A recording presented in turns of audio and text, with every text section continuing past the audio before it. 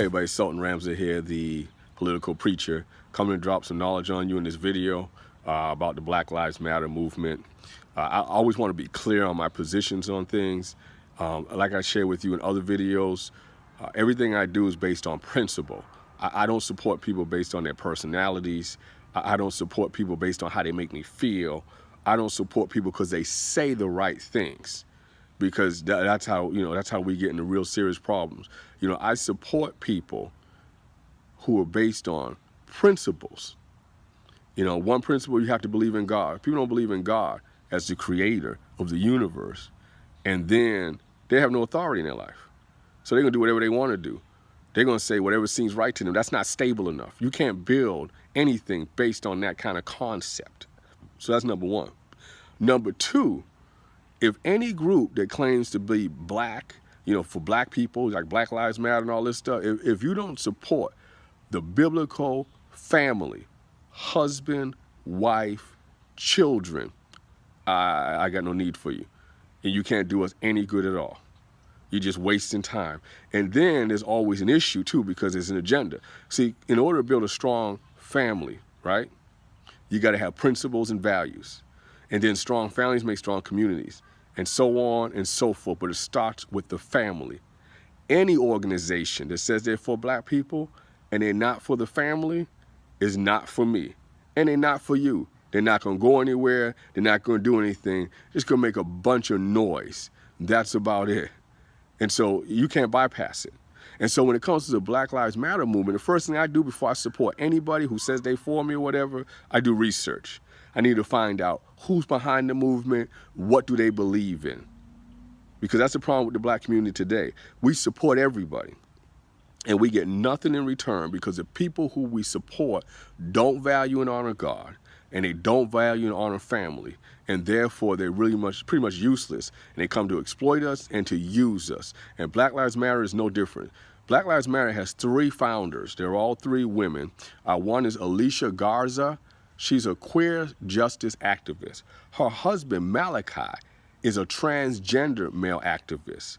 Patrice Cullors is also a queer activist. And then Opal Tometi is kind of like a co-founder. She did social media and stuff. But this group is founded by people who support a homosexual, gender fluid movement. Let me read a couple of quotes from their website. It says, Black Lives Matter is a queer affirming.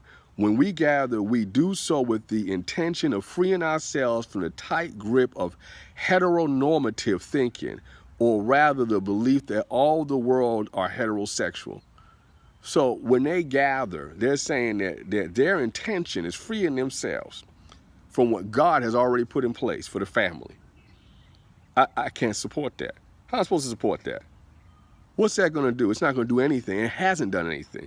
We had the whole Colin Kaepernick thing. Let me tell you, I got to be real. The problem with black people is that we don't deal with realness. We don't like realness. We don't like honesty. We don't like truth. We don't like it. It doesn't feel good. It's medicine, and we don't like to take it. And because of that, our communities are crumbling. Because Jesus said, the truth will make you free. Man, so many people buy because they don't like truth. First of all, and listen closely, the whole Colin Kaepernick protest, I have a problem with the whole thing. Number one, you want to protest police brutality. Kneeling on a football field does not deal with police brutality. The way you deal with police brutality is the way men dealt with it. See, we used to have a group called the Black Panthers, and what they did was they policed the police. They didn't protest and go, no. Simply in their neighborhoods and where they lived, they would, travel in the neighborhood. When they seen a person being pulled over by the cops, racial tensions back then was way harsher than they are today. They would simply make their presence known. They'd be across the street or whatever. They'd be armed legally, and they would stand there and allow the police to do their job. They would police the police. That's the way a man handles it. They were in the community, and they were active in doing what they said, because police brutality does exist. We all know that. And so they were just policing the police. Having a multi-million-dollar job and decide you just want to kneel and make a statement, and then being backed by people who deny the importance of the family in building the black community and really want to push their own agenda of, you know, queers and transgenders and non-conforming and all that. You know, you say, well, you hate gay people? No, I don't hate gay people. But when it comes to building a strong community, they are irrelevant. Yes. If you're not about building a family and building a nation, if you got your own personal issues you're trying to deal with and all that, you can't decide if you're a man or a woman and this and that and all that kind of stuff right there, you need to go get your life right. You need to go deal with your own issues. And I say that, I don't want to sound insensitive about that, because a lot of the homosexuals in our communities are there because of sexual abuse. And I'm going to do another show on that. But that's where they exist from. I don't know how you think all those young men who were abusing the Catholic Church, like, I don't know how you think they're going to all turn out. But some of them are going to have some issues. And we can't normalize abuse. And most people who are homosexual have suffered abuse and molestation. That's just facts, like it or not. And so they got their own issues to deal with. But I don't like people who try to take that and try to make it normal, because it's an issue and it does not build. And so the Black Lives Matter is all about, you know, transgender and a queer agenda. That's what they're about. Another quote, they talk about their transgender affirming, committed to dismantle cisgender privilege and uplift Black trans folk. So you're not about what I'm about. I don't care if you call yourself Black, you're not about what I'm about. I'm about building the Black community, building a strong family. I have a wife, I have children, I'm teaching and training them. Listen, you can bring all that mess you want to bring about, Black people, they ain't doing so good anyway. Gay people do better. Listen, see, I have God as my authority, so I don't make it up as I go along.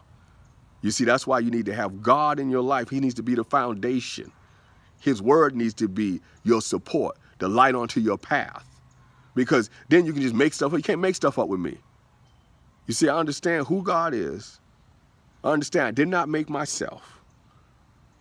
I understand he loves everybody. But I also understand that he's a God of principle, values, morals, and order. And order is what's needed.